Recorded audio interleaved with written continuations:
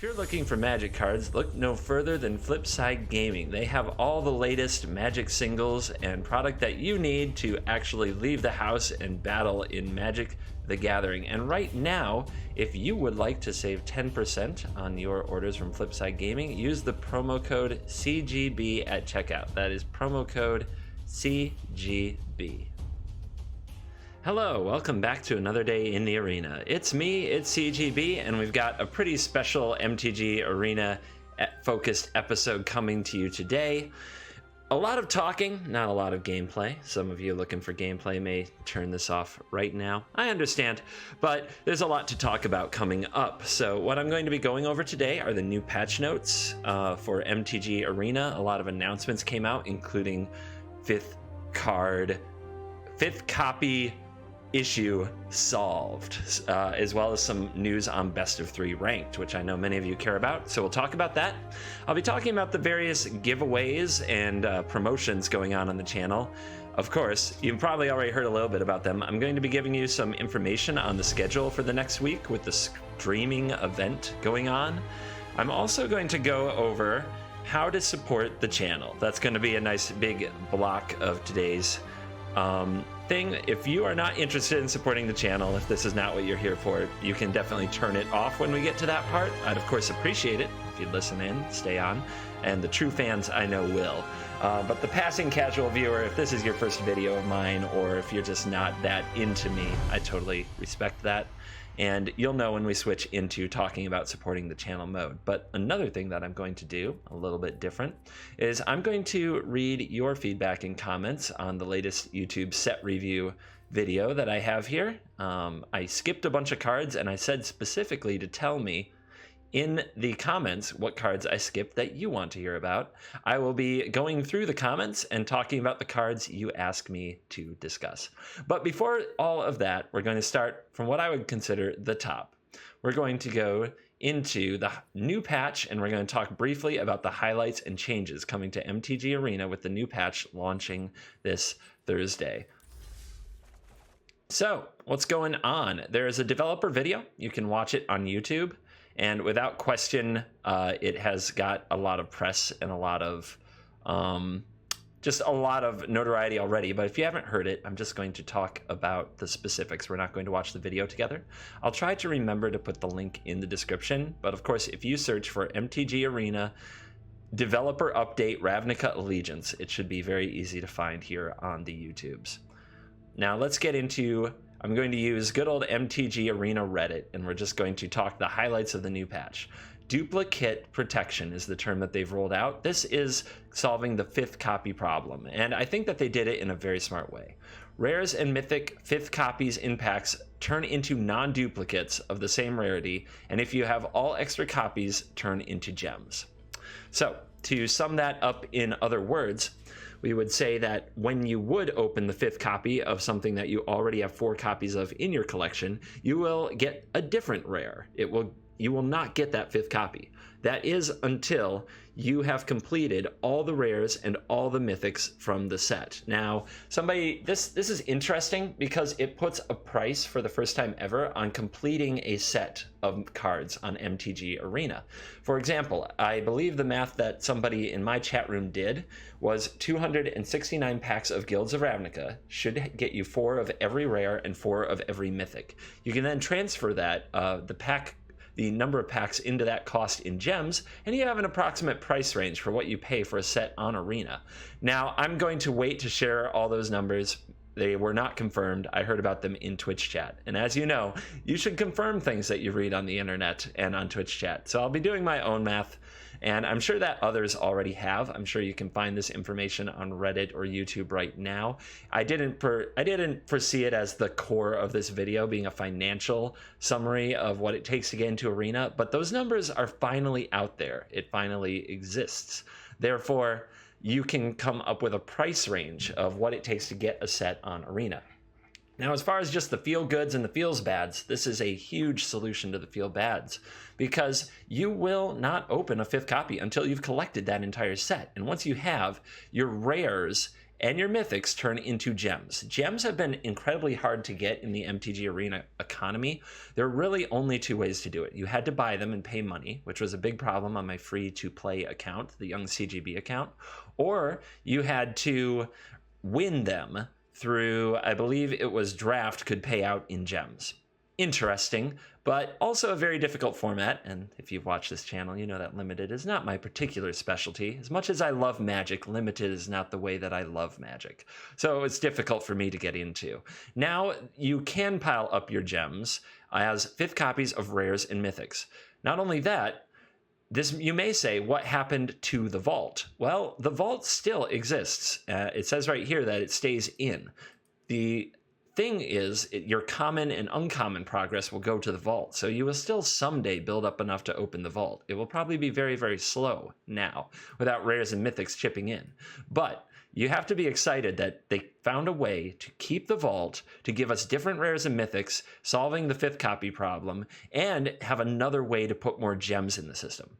As we move down, let's talk limited, because a big problem here was when you're drafting, what happens when you draft your 5th copy of a rare or mythic. Rares and mythics 5th copies from limited events will become gems, and commons and uncommons will go towards the vault. So there still is, it's not like a total blank when you are working with the limited 5th copies. You are building up gems, which can be used for more limited events, and you are using up vault. You are filling up vault progress like you were before to eventually open a vault. I'm sure it will still take a long time, but it will be nice to see some immediate return on your gem count going up after you draft. The vault does stay in. Other systems are unchanged. Competitive event rewards have changed. Okay, this is the thing where everybody's like, oh my god, oh my god, oh my god, they're going to take it out on competitive events. This was the huge drama from the last chat, was when they changed those rewards. They kept the number of rewards the same, but they changed the upgrade rate. So whereas before, once in every so many, you would get upgraded from an uncommon that you won to a rare or mythic, that number has gone down. You will not see as many upgrades in your rewards, but you will still see the same base rewards.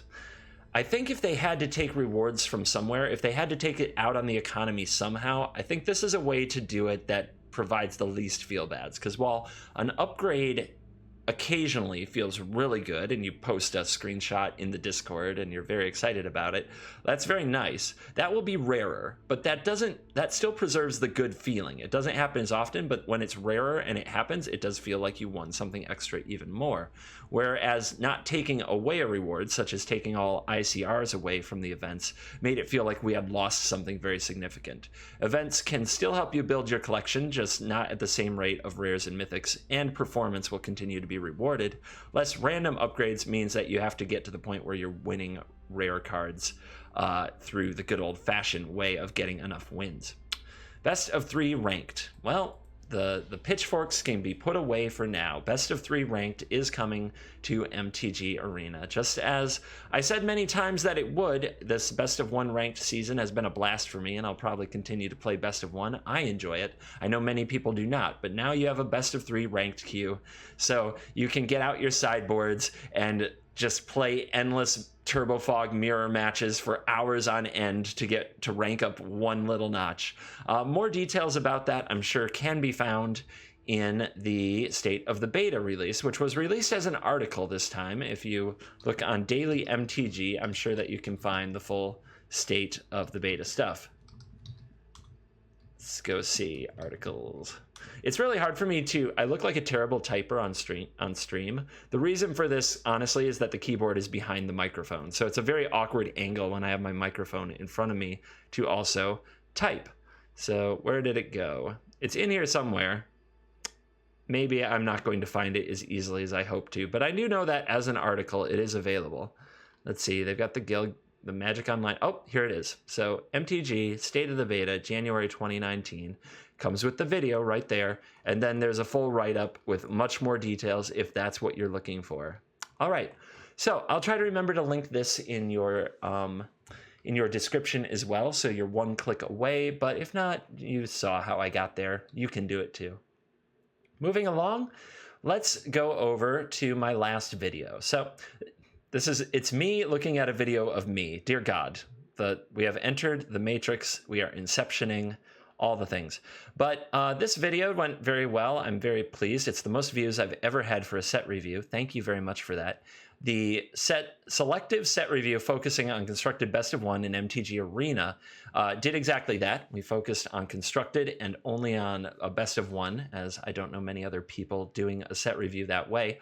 And I said in the video to please let me know if I declined to talk about a card, and I will. And that is what I'm doing here in this video. I'm going to go through your comments and answer some questions and talk about some cards.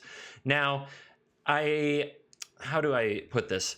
If I didn't include the card in the review, the odds are that I was not excited about the card. This may be a bit of a cold water bath. It may be a downer, a de-hyper. Although I'm always willing to say that I might be wrong, and I'll be happily proven wrong.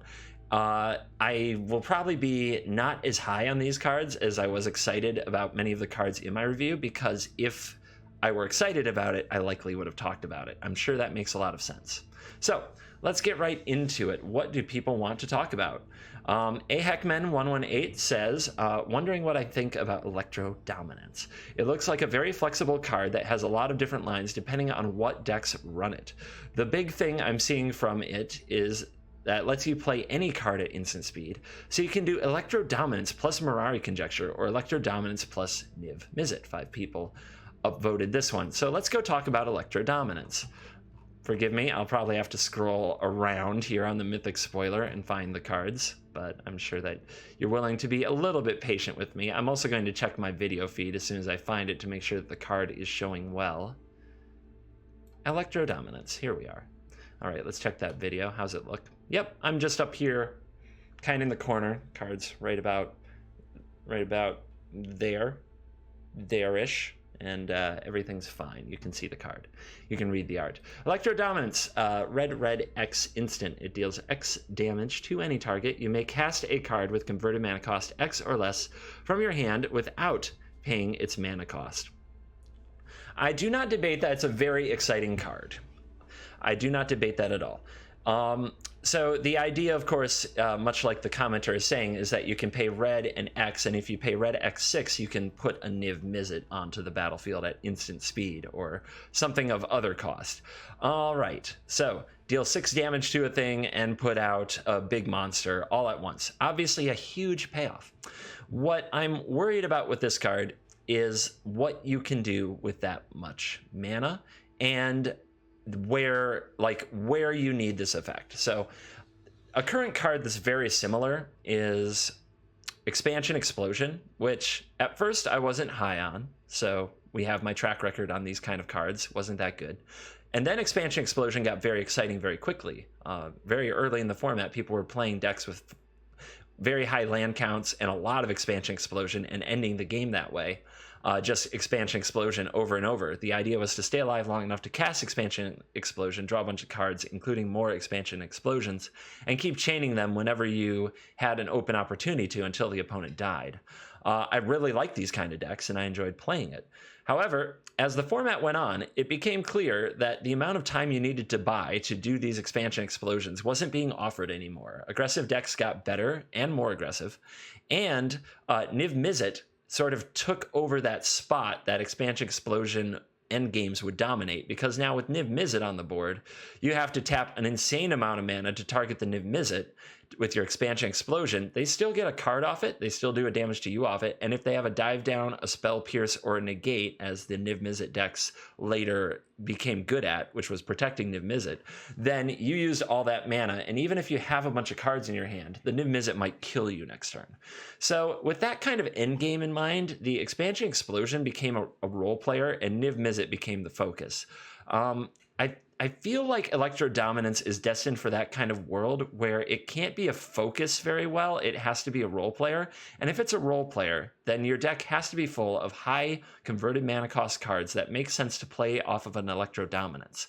And if you are in that scenario, shouldn't you have just played the high expensive card anyway if it's a Niv Mizzet that will likely carry you through the game, and have your mana to protect the Niv Mizzet, not play more Electro Dominance? Now, that's the play pattern we're used to. This card does open up other play patterns, and probably the place where it makes the most sense is Wilderness Reclamation, a deck that can create a huge amount of mana for an instant speed effect. And in a deck like that, there's some very exciting things you can do.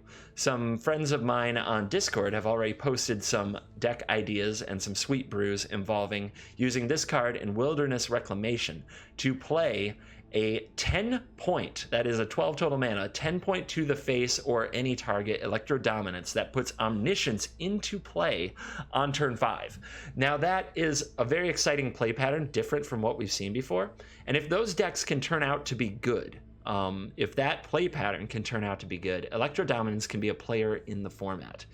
I'm not convinced it will. I've seen way too many kind of fairy tale, pie in the sky, great idea for cards like this in the past, and then have them turn out to just not be efficient, fast enough, or resilient enough.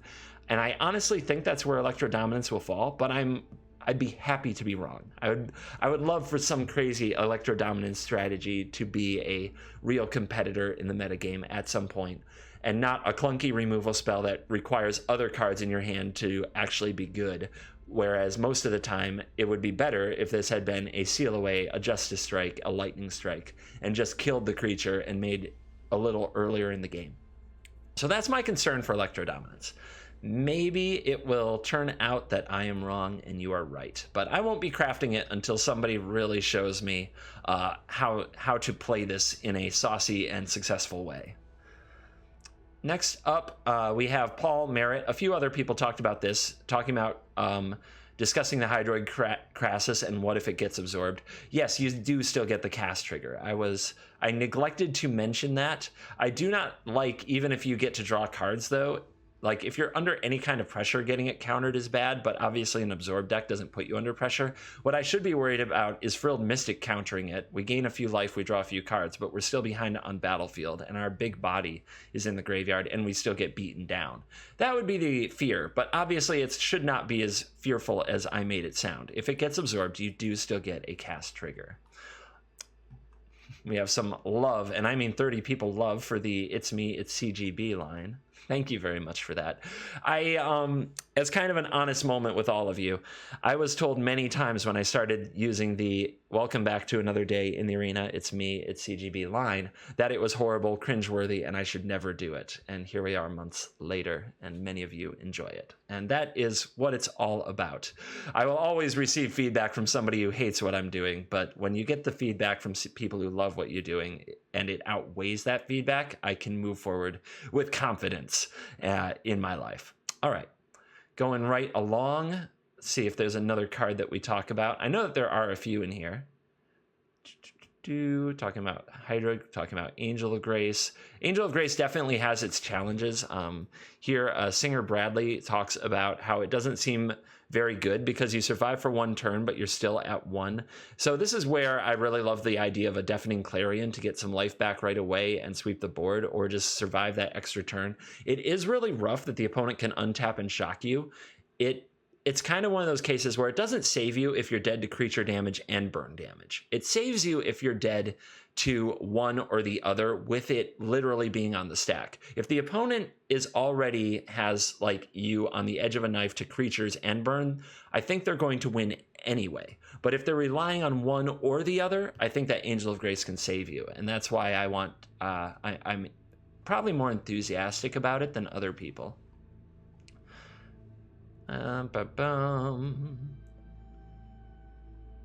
Okay, you waited. Light of Rega waited 90 minutes to hear my opinion on Revival Revenge. You did all the other split cards, I think. No, I did not do all the other split cards. I skipped a number of the split cards, but we can definitely go talk about Revival and Revenge now. So let's go find it. Yes, here we go. All right, let's rotate you. Check how it looks. Yep, not in the way. My face isn't all up ons. All right. So Revival is a white or a black and a white or a black. Return target creature card with converted mana cost 3 or less from your graveyard to the battlefield. Revenge is 4 white-black sorcery. Double your life total. Target opponent loses half their life, rounded up. The first thing that I'm going to point out is that both sides of this card are sorcery speed. A common theme you'll see in the cards that I'm excited about in split cards is usually that there is instant speed on at least half of it. That's very important. It's very important to me. You have to be able to use cards at instant speed at some point, very often in formats like this, or the sorcery has to be insanely rawly powerful. Instant speed can make up for a lot of shortcomings and higher mana costs because you can always respond to what the opponent does and time it well. This has neither of those advantages, and that's very important to realize right up front. So next we're going to talk about return target creature card with converted mana cost 3 or less from your graveyard to the battlefield. What are you returning? Think about that right now. What card makes a lot of sense for this card? Now you can come up with a number of powerful cards, but also you have to sell yourself the scenario where this card got to your graveyard and now you're bringing it back, and that's the best use of your mana for the turn. For example, is playing this card on turn 4 after you play a 3-drop and get it killed really where you want to be? Not to mention, if it gets exiled, your plan blew up anyway. The returning the creature card from the graveyard to the battlefield, I can see a few instances. Deputy of Detention looks really charming as it's a kind of a must-kill card, and then after they kill it, if you got it right back, could be rather backbreaking. Another card that makes me think about it is another card I didn't cover. I think I have to open another. Let me try opening another tab for it so I don't have to lose my spot, because I'm going to have to go find it, and it's going to take a hot minute, and it's going to be a difficult one because I don't actually know the name. It's a spirit. This I know. Sorted by, let's go, I know it's a 3/3, so maybe I can find it this way. Using my searches, not knowing my name, and trying to sort it by power toughness. There it is, Forbidding Spirit. So 1 white, when Forbidding Spirit enters the battlefield, until your next turn, creatures can't attack you or a planeswalker you control unless their controller pays 2. So if you're facing a serious rushdown deck and you play this, and then something happens and it dies, or you sacrifice it in an aristocrat style deck and you play it again, that's pretty good. This may also be a good revival type effect for the Priest of the Forgotten Gods, which is another card that you're really going to need on the battlefield if you're playing an aristocrats style deck. So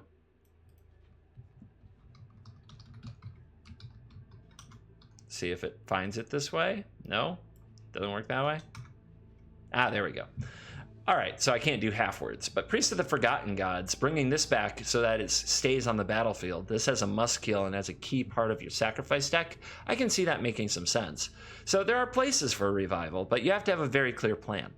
The revenge side is, I think, oddly what gets people excited, and it's the part I'm the least excited about. For 6 mana, you can double your life total and target opponent loses half their life rounded up. I honestly believe at the point of the game where you have 6 mana available, one of 2 things are happening in the average game. Either you were the beatdown, in which case doubling your life total doesn't matter, and having the opponent's life total isn't that much because you were beating down, or the opponent was the beatdown, at which point doubling your life total from 5 to 10, also without affecting the board, mind you, is probably not that good. Wouldn't you rather have a Revitalize that gets you a card and draws you a card for 4 less mana? And having your opponent's life total, which is probably at 20 because they were the beatdown, and cutting it back down to 10 is also unlikely to be a big deal unless you somehow have a 10 power flyer. Now, there are a lot of situations in Magic, all up and down and in between. But when I think about the situations and how I want to progress a game plan, both sides that we get to where I would then cast a Revenge, I am not happy to pay 6 mana for sorcery speed effect that doesn't affect the board, that only affects life totals at that stage of the game. That's why Revenge is definitely on my no way, no thank you list. And I don't think it will make a serious impact both in arena ladder play or in serious competitive play for Magic the Gathering. I'll be surprised if it does, and I'm always happy to be wrong. I hate to damper so much enthusiasm about cards, but hey, I gotta give my honest feedback. Azorb? I must have said something wrong. Sunder Shaman. Let's go look up Sunder Shaman for Dark Squall 1991.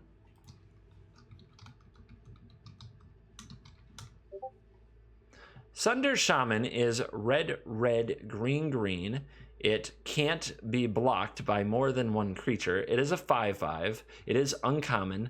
Whenever Sunder Shaman deals combat damage to a player, that target player destroy target artifact or enchantment that player controls. Let's see. So the main thing that bothers me about this card is that at 4 mana and a bit of a prohibitive and difficult cost, you don't get value upon entering the battlefield. If it entered the battlefield and immediately destroyed an artifact or enchantment, I would be very excited. I would also be very excited if this had Trample, as the ability of Trample and can't be blocked by more than one creature and the ability to kill an artifact or enchantment would make this a much more immediately you must kill this threat. However, the fact that it can be chump blocked almost indefinitely by tokens of various size, sorry, I have some little sound going off, so I'm going to kill that window. The fact that tokens can kind of block this indefinitely of any size and just hold it off if they need to really depresses me. The fact that a Chupacabra removes it and you gain nothing, it doesn't trade favorably there, depresses me. The only place where this card can really matter is oddly in a matchup where creature sizing matters, then it can just kill your opponent. And the place where this card is great is in a matchup where creature sizing matters, and there are also enchantments and artifacts that you need to destroy, but aren't in a rush to destroy because the opponent could protect them at will. All of those things lead to me to saying that Sunder Shaman is not a good card. When I evaluate a card like this, I just don't see a very high ceiling for it. There have definitely been points in Magic history where 4 mana for a 5/5 was decent. Look at Zhuzam Jin going way back. But things have changed since then. And I think at a bare minimum, this card would need Trample for me to give it another look. The idea that you can play it after Rhythm of the Wilds and give it haste will excite some people, but why can't I play Rekindling Phoenix, give that haste, and get that airborne damage that's resilient to removal instead?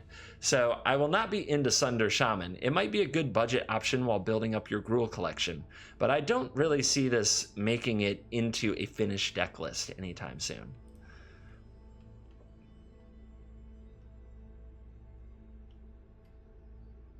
All right.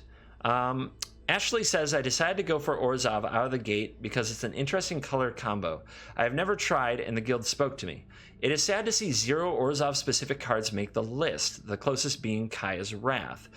Almost every YouTuber has said the same thing. I shall risk tier 4 deck and go white black spirits. So I wanted to talk quickly about Orzhov. I do not feel like the Orzhov cards specifically are really good. I specifically think Revival Revenge missed. Consecrate Kasum is okay, but doesn't really play with the Orzhov theme as it's kind of this removal spell effect. And the Orzhov guild does lean to control. Kaya needs a lot of protection. I think she's control if she goes anywhere, the Kaya Planeswalker. And Kaya's Wrath is definitely a control card. So what can we do with Orzhov if we're going to play kind of an afterlife mid-rangey beatdowny thing? Our hybrid card here as a 3/1 lifelink vampire is far from exciting. So there are some things that you can do. A few cards I did not cover that are very Orzhov intense are Seraph of the Scales, 2 black and white for a 4/3 flying, Vigilance until end of turn for a white, black until end of turn, Death Touch, Afterlife 2. That's a pretty powerful group of stats, and I think that you do need synergy with the Afterlife 2, though, to break her, because if she gets removed and you paid 4 mana for your 1/1, that's for your pair of 1/1s, you're not too happy. I mean, it's okay. If she gets exiled, it's a bit of a train wreck, so you need something that risks getting exiled, and Lava Coil certainly exists. Enter Teysa Karlov, 2 and a white black, a 2/4, legendary human advisor. If a creature dying causes a triggered ability of a permanent you control to trigger, that ability triggers an additional time. Creature tokens, sorry about that, creature tokens you control, it keeps on coming up over the wording, I'm trying to get it to stop, have Vigilance and Lifelink. So what's up? These two are your tag team, I think. So when you get these two together, what you have is death triggers that do very awesome things, and you basically can get a bunch of spirits if you play with more Afterlife. So now Afterlife is your friend. You're looking for more Afterlife cards and good ways to sacrifice them. Pitiless Pontiff is a decent looking one. Whenever you sacrifice another creature, the Pontiff gains Death Touch and Indestructible until end of turn, and it's white and a black. You may want 2 or 3 of these, but the Priest of the Forgotten Gods, which I already talked about, is a very, very good card for the archetype. And then after you have that awesome kind of setup, then you just want other creatures with Afterlife, and they're not Orzhov specific, but you probably want Hunted Witness because it creates a token after you sacrifice it. And then you want cards like Tithe Taker. You might want Gutter Bones, but probably not, although I think getting damage in with these kind of things is very good. Tithe Taker, though, is an interesting little critter that when it has Afterlife, but also has kind of a taxing effect on your opponent so that they can't play spells and activate abilities during your turn. Can really help you specifically against control when you're curving out. And you just want to give a bigger look to anything with Afterlife or anything that creates some token or advantage when it dies. And you want to pair that with the cards we talked about previously. And you have kind of a mid-rangey nickel and dime Orzhov value deck. Is it going to be a tier 1 deck or a competitive deck? It's hard to say. It will do very well against other creature decks that attack on the ground, and possibly good against other creature decks that attack in the air when you're making tokens. It's an interesting combination of aggression and value, so it might have a spot in the meta. Besides that, you also can do some neat combo things, such as play Kaya's Wrath to blow up your own creatures and trigger the Afterlife. If you have a Divine Visitation on the battlefield, you get 4/4 Angels instead of 1/1 Spirits. So maybe you lean into the combo side of things. If you have a Teysa, I believe it was called, on the battlefield when you do the Kaya's Wrath, and a few cards with Afterlife, you double the amount of those 1/1 tokens that you get. So now you can see that we're kind of playing an aggro control thing, and you'll probably want to check out, I'm sure we'll play something like this in the near future for the YouTube channel, but if you check out the upcoming streamer event, I think that we have some things like that in the works from my Discord group. So I'm really excited to share those things, and I don't think necessarily, Ashley, that you've wasted your wild cards in committing to that shell. I think we'll give you some interesting things to do there. I think the cards don't stand out individually as powerful, and that's why YouTubers like myself aren't reviewing them that favorably. All right. Let's see if there's something else here along the way. Light up the stage. Yes, light up the stage came up a few times. Justin Hoffman wasn't the only person asking about it, so let's talk about light up the stage. Let's try to talk about light up the stage. So this is an interesting card and one that people got excited about. I did talk about it in my first video. It's important to note, if you've only watched my set review, I did another spoiler talk where I talked about an incomplete set review earlier on. There's a playlist called Spoiler Talk, and you can also search for it on my channel. If I'm smart, I'll remember to put a link in the description. But you can watch that to hear my thoughts about this card and a few others, and I just wanted to point that out. I will say, after I've seen the whole set and I've seen the options available to Rakdos, this is the kind of snowbally card that is great when you're ahead, but most people only think of being ahead when they play their beatdown deck. Adding resilience to your beatdown deck is important, and when I'm not ahead, when I'm at parity or behind, spending mana to set aside 2 cards that my opponent will be able to see that I have until my next turn to cast is not really what I'm looking to do. I think I said 3 mana. Even if you spectacle it for 1 and you spend your resource, say you're a very low mana curve deck, if you spend any amount of your resources that could have been spent on something else to exile 2 cards, and you have to wait till your next turn to use them because of the way that the mana lines up, or you really needed to hit a land and you did not, that is falling behind, and red decks basically need to get ahead, stay ahead. I don't know how well this card helps you do it, whether or not 1 card turning into 2 cards is the answer, or 1 card that could be a removal spell or a threat that you play right now would be better in that space than Light Up the Stage. Because of that, I'm not convinced on Light Up the Stage's place in the beatdown decks. I'll certainly be trying it. It's an exciting card, but we have cards like Experimental Frenzy and Theater of Horrors that provide ongoing value to these decks that could be played in the same spot as Light Up the Stage. The more time you spend drawing cards, the less time you spend killing. Now, at some point, it's great to have one of these cards that gets you value and gets you back in the game to ahead, but I think that Frenzy is better, and I think that Theater of Horrors are better, and I think you can only run so many of those cards in your deck. maybe Light Up the Stage is the perfect example of a one-of, a card you just need sometimes to snowball the game, or if you get really lucky off it, can catch you up when things are even. But man, cards like this when you're behind will bury you. And I just think the red deck is too crowded. Wouldn't we rather, I mean, I don't know if we have enough space for all the burn spells we want to play now that Skewer the Critics is here.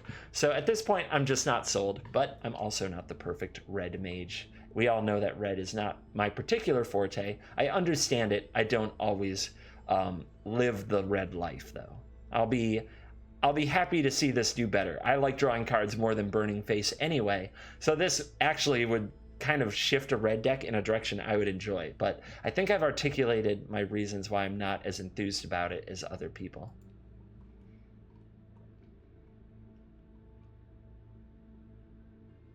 All right. Just looking for any other things that I may have missed. Just scrolling through the comments. Thank you for all your comments. If you didn't know, I certainly view my comments. I don't always get to respond to all of them, but in this video in particular, we're trying to put a focus on showing that I do read them, I address them, I care about your feedback, and every now and then I just have to make fun of the occasional comment that is so off the wall crazy. I make that face. All right. Let's move along in today's video. So this is the part where I have covered the cards I missed, I've covered the developer updates, and I am going to transition into talking about some of the upcoming events that are going on. I've already plugged them in multiple videos. I'll be giving more details here. So that's going to come right up with a quick little edit cut while I drink some water. And back. So I wanted to make sure that I fully talked about and mention even the Flipside Gaming giveaway. We have a Ravnica Allegiance booster box giveaway. Yeah, booster freaking box. I'm personally amazed. I am amazed that this $100 value item, man, when I was growing up, I'm going to sound like an old Magic player for a minute, but I am. I've been playing the game for over 20 years. The idea of getting an entire booster box, like, I think the first time I saw an adult come into a store, I was probably like 14, and I saw an adult come into a store and buy a box and just take the whole box and go over to their side of the, to their corner. They just kind of got their space and sat down in the game store and started opening the packs. Like, I think I just stared. I just stared with my mouth open, and eventually, like, I was such a shy kid. I'm like creeping closer, and I just wanted to watch him open the packs and imagine what that was like. And I can't believe that Flipside Gaming is giving away an entire booster box to somebody from my audience. In order to be entered to win this giveaway, you need to go to Flipside Gaming and you need to purchase any item that's worth $10 or more, or a total value purchase of $10 or more. It can be multiple items, but you need to grab an item that's $10 or more. You need to throw it in the cart. You need to go to checkout. You need to finish the checkout. You need to place that order. But it's very important that on the way, somewhere along there, you have to enter the promo code CGB. As long as you do that, you will be entered in that drawing, and you will get 10% off your order. So, when does it end? On January 28th at 11:59 p.m. Eastern Standard Time. That is the cutoff for entering. So you can buy some Ravnica Allegiance product, have it shipped to you, use the promo code CGB, save some money, and get entered in that drawing and perhaps win. You'll also support the channel at the same time. Every time that the promo code CGB is used, a small bit of the money from Flipside Gaming is sent to support this channel. So I appreciate that very much, and I really appreciate Flipside Gaming running such an amazing giveaway. And I would encourage you to enter. If you are looking to pick up some Ravnica Allegiance product anyway, or you need some new sleeves or a new deck box or a new binder, why not go to Flipside Gaming? Why not give them a shot? Why not get 10% off your order? Why not possibly win a Ravnica Allegiance box? And why not support your favorite creator or hopefully one of your favorite creators. If I'm not the top spot, I'm going to fight for it. I promise you that. The next thing I want to cover for certain here is the streamer early access event. I have been invited by Wizards of the Coast to participate in this streamer event. It is a sponsored event, so you can consider me sponsored by Wizards of the Coast. They're giving me a special account to play on, and on that account I will have access to pretty much all of the cards from every set, but specifically I will have access to cards from Ravnica Allegiance a day before most other players get it. Also participating in this event, you can get the full list on the MTG website or on the MTG Arena Twitter, and on the MTG Arena Reddit, all the places. But there will be some of the best players in the world and some of the biggest YouTube and streaming personalities in the world. So I would love your support as I go up against and battle them. On Wednesday, I will likely upload a video to YouTube. It will probably show me opening this account and opening all these packs and looking at the new cards. Maybe we'll do a quick deck build, and I might even throw up a little bit of gameplay. I can't promise that. It may take a while to get into gameplay, and there have been technical issues in the past. If there are any technical issues, it could make that video a problem to make, but I'm going to try to. So hopefully on Wednesday, you'll get a first peek at our lovely account and all the new Ravnica Allegiance cards. If you're interested in coming over to Twitter and supporting me in my battles with some of the best players in the world and the biggest streamer and YouTube celebrity names in the world, then by God, please do. Please do come out. Come over to chat. Say, hey, CGB, I love your YouTube. Hey, CGB, I'm from YouTube. I follow your YouTube channel.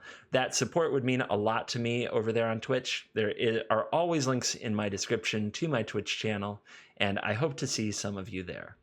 So those are the announcements for what is going on. Oh, I should mention the times. Sorry, I don't know if I did that. The fun starts at 8 a.m. Pacific time on January 16th. That is 11 a.m. my time. I will likely be streaming the entire event until I collapse, so around probably 2 a.m. my time. So look for that first video to show up on YouTube around 11 a.m. Eastern Standard Time, and then I will be on Twitch most of the rest of the day. So whatever time you are available and have a minute to go pop into Twitch, I should be on. So come check it out, unless it's in the very, very wee hours of the morning where I live.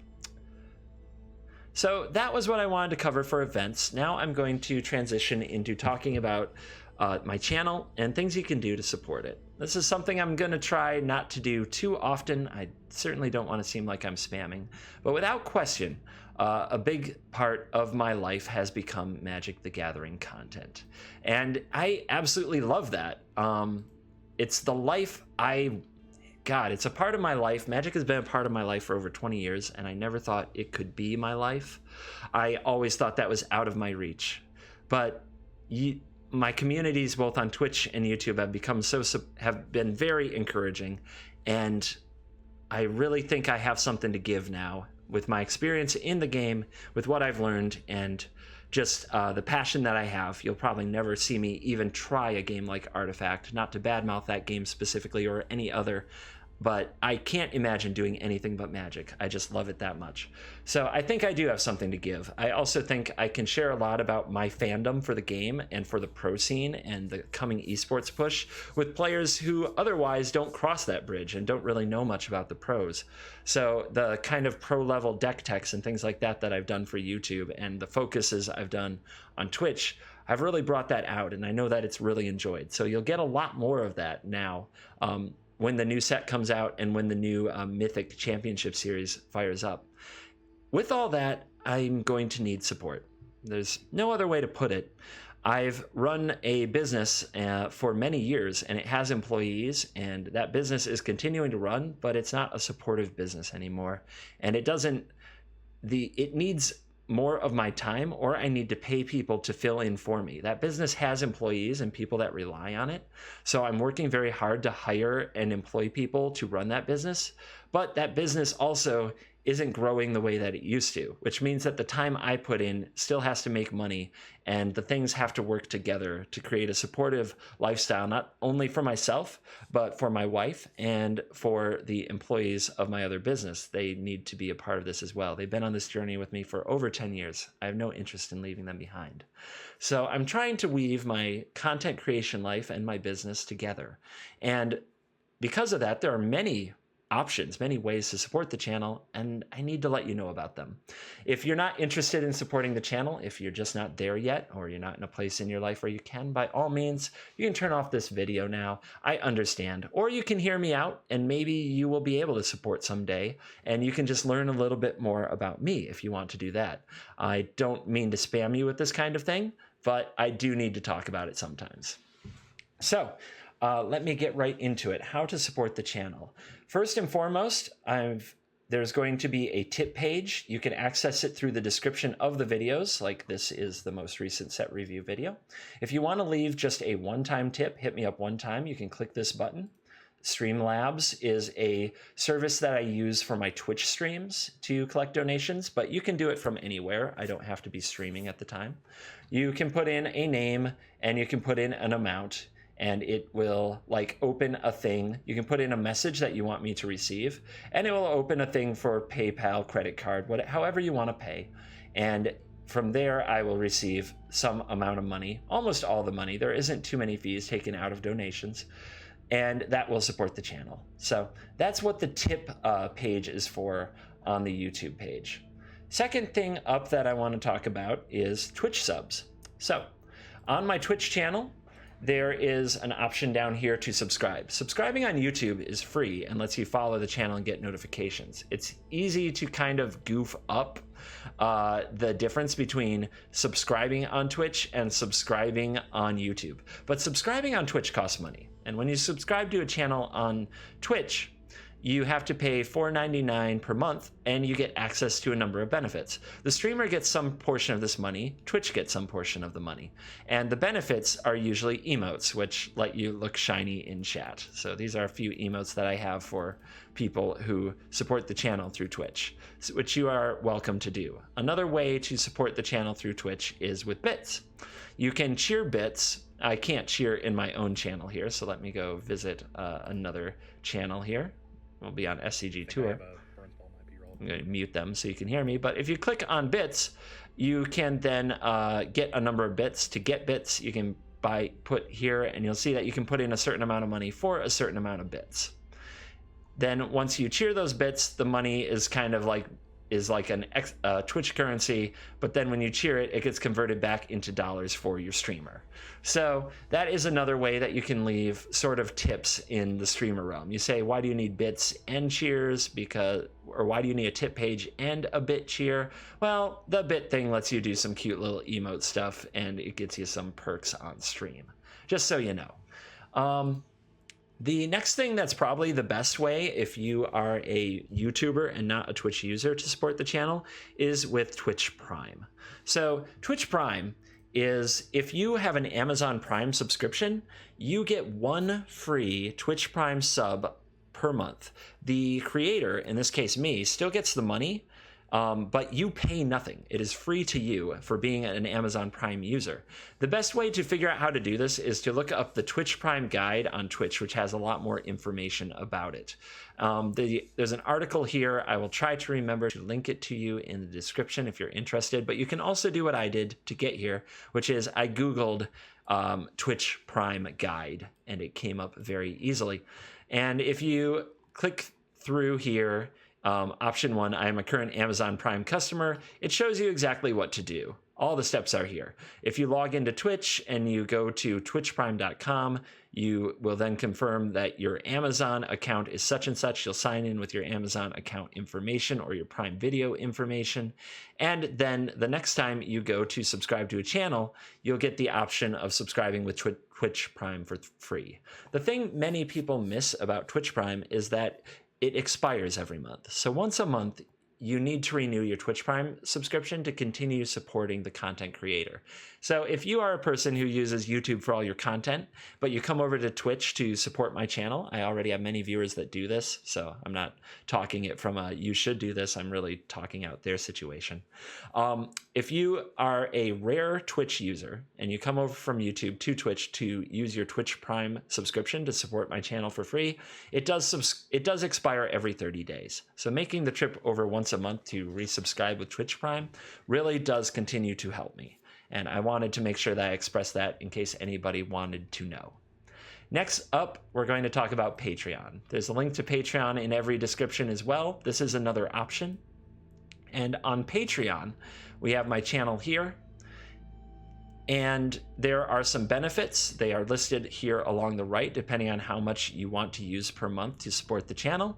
And the more support we build up, the more of the money I get to make for being a content creator, and the more I get to devote to being a content creator. So if you would like to support the channel through Patreon, there's a link in every description. Doing $1.99 a month gets you into the Discord primarily, where I answer some questions. We'll go over the Discord in just a minute. And then $4.99 a month or higher is where you get to make deck requests and enjoy some of the other bonuses. At $9.99 or higher, I send out special gifts, but you can read all the descriptions here. You don't need me to read it to you. But it also gets you access to more content and access to more perks for supporting the channel. So thank you very much, and I hope you check out Patreon. Another thing I want to talk about is my store. When I say that I run a store with employees in a company, I'm talking about hauntedflower.com. If the name is familiar, it's because it is one of the ads I run in all my videos nowadays. Any purchase you make from hauntedflower.com supports the channel and my business, and the great people who help me run it and keep things going. I'm a 100% owner of the company, but I pay my employees to run it, and I try to support them very well. I try to be the type of business owner I would want to work for. As a person who worked in retail for a large company for over 10 years, I very much know that life. And I was really excited, I still am very excited to carry Magic the Gathering product.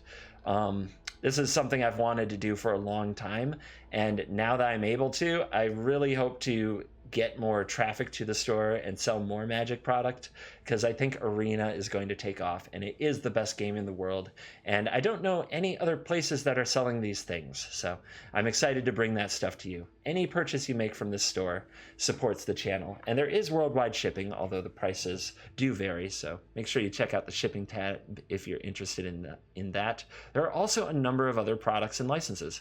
Game of Thrones is a very, very popular worldwide license that we sell apparel for. Marvel Comics and Disney, a company that we work with to sell excellent apparel for. So please check it out.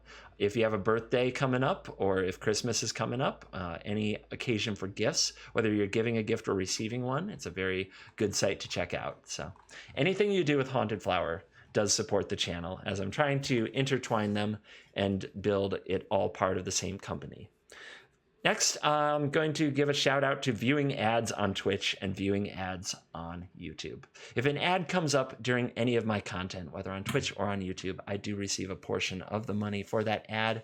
So if nothing else, if only a little bit of your time, taking the time to watch the ads instead of skip the ads does contribute to my bottom line. I will tell you honestly, I watch YouTube videos. I skip ads very often. So I would be a hypocrite if I told you to never skip the ads. But I will say that if you let one play all the way through, you might be able to receive just a little, self-pat on the back knowing that you did something to support the channel today. If that's important to you, if you've watched this far, maybe it is. And I just want to let you know that while I can't tell exactly who watched an ad all the way through, I always appreciate it. And I wanted to express how that works in case anybody does want to support the channel but doesn't have the money, but may be able to make the time to play an ad. So that's what that is. Finally, I want to talk about my Discord server. I closed it recently. Let me reopen it. In every single video, there's a link to my Discord server. And this is completely free. You can join the Discord no matter what. If you are a subscriber on Twitch, or if you are a supporter on Patreon, you get access to special channels for subs. And in the subs channel, we have requests of what decks you want me to play, and I will try to fill those requests on Twitch and sometimes on YouTube, and sometimes with bonus videos just made for the subscriber. And also we have bonus video content, videos that I've made that you may want to watch. I'm going to try to do more of these. It's very difficult for me to keep up right now with what I want to do, but I'm going to continue to try to make more supporter only content in the future. There is a questions channel where I will answer your questions with priority, and there's a chat channel where you can talk to other mega fans and supporters of the CGB franchise here. Maybe franchise is too big a word. I've been listening to too much Jay-Z rap. But over here in the text channels, these are free to everybody, and you can post in them no matter what. And here is where I'm going to start posting. I post my Twitch decks, and I'm going to start posting my YouTube decks in an exportable format for MTG Arena that's easy to copy paste. I have learned, and I didn't know this, but I have learned that that translate can mess this up. Now, don't panic. I'm still going to post my deck list in every single video description that involves a deck list. So if you just want the deck list, if that's all you want, it will be in the description. You do not have to join the Discord. But if an exportable list is a problem for you because of translate issues on YouTube, then I will be putting text versions of the decks here in this channel. And it's free to access, does not cost you anything. Also here in the Magic channel, you can talk with other Magic fans all the time, all kinds of things Magic. Here in decks, you can share deck lists and discuss deck building, and that's really fun to do with other people. We've also been brewing new decks for the upcoming format. That's fun. Under advice, you can ask for advice, and either myself or other experienced Magic players will try to help you out with any questions you have with things about the game, give you advice on building decks or advice on playing. Under miscellaneous, you can post cat bit photos or whatever you might possibly want to. Under esports, we talk about the Magic Pro Leagues and things going on there. And that's been pretty quiet lately, but I'm sure that will change come March when the MTG new pro events get fired up and get going. Under lore, you can discuss Magic lore if you want. Under announcements, you can hear about when I go live on stream or when I post a new video. Under questions, you can ask whatever Magic questions you want to ask, and really awesome people like Nighthawk, who you may also know from YouTube, can answer, as well as myself. We've got a really great group of people, both on the supporter front and on the regular member front, who are willing to share their opinions and help other Magic players out, which is really great. Under self-promotion, if you have a YouTube channel or a Twitch stream or a Discord server or whatever you want to do, you can post information about that in self-promotion and let people know what you're up to. You can also post just post videos to your games or awesome screenshots of ridiculous things that you've done. Under self-promotion, you can get yourself out there. Under clips, you can check out my greatest hits from streams and videos. These video clips are always pretty funny and pretty eventful, and you might enjoy them quite a bit.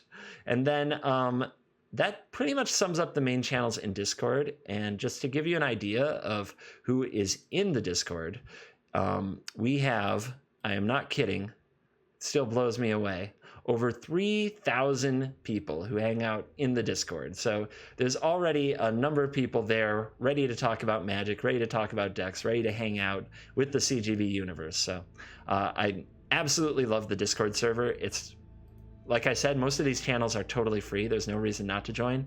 And there are special channels for those of you who support the channel financially. So that's just a look at all the things that I do and how I try to keep the content coming. I'm incredibly excited for the upcoming release of Ravnica Allegiance and all the deck videos that are going to be launched, as well as the future of Magic in esports, the Pro League, the MPL, some of these things you may not know what I'm talking about yet, but you will in the future, because I'm going to do videos specifically covering the decks and the things that the pros do, much like I did in the last season with Seth Manfield's Golgari, with Shota Yasuoka's Grixis control deck, with Yuya Watanabe's Is It Drake's deck, and with Adrian Sullivan's Jeskai deck. I intend to go over that and do player profiles like that much more in the future as well. And I know from feedback that you've enjoyed it. You'll continue to get a great mix of spiky efforts in best of 1 and in best of 3, and you'll continue to get weird brews and combo videos as well. So that's what you can expect going forward here in 2019 from the CGB YouTube channel. Thank you so much for watching. As always, my dear friends and viewers, those of you who watched to the end, I would love to hear in comments that you stayed till the end. Just hearing that, if you post a comment like stayed till the end, it warms my heart that you care enough and enjoy the content enough to go that far. Encouragement always goes a long way because there's no lack of hate bears on the internet. And thank you very, very much. As always, my friends, I will see you in the next video. Goodbye.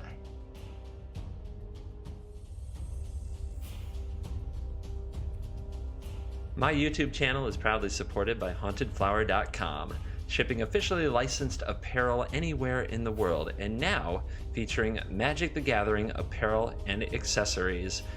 If you use the promo code CGB at your checkout, you can save 10% on any order. That's the promo code CGB at checkout on HauntedFlower.com. That's HauntedFlower.com.